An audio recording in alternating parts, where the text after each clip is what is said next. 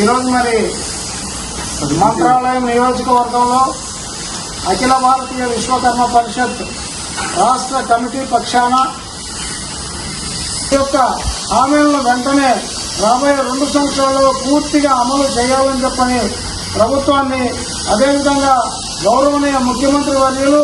నారా చంద్రబాబు నాయుడు గారిని, అలాగనే ఉప ముఖ్యమంత్రి కొడుగల పవన్ కళ్యాణ్ గారిని, అదేవిధంగా యువ నాయకుడు రాష్ట్రానికి రాబోయేటువంటి ముఖ్యమంత్రి అయినటువంటి మన నారా లోకేష్ బాబు గారికి ఈ యొక్క విన్నపాన్ని మేము విన్నవిస్తూ ఉన్నాం. ప్రభుత్వం ఇచ్చిన హామీల వెంటనే ప్రభుత్వం విశ్వకర్మలకు ఇచ్చిన హామీల వెంటనే విశ్వ బ్రాహ్మణులకు ఇచ్చిన హామీల వెంటనే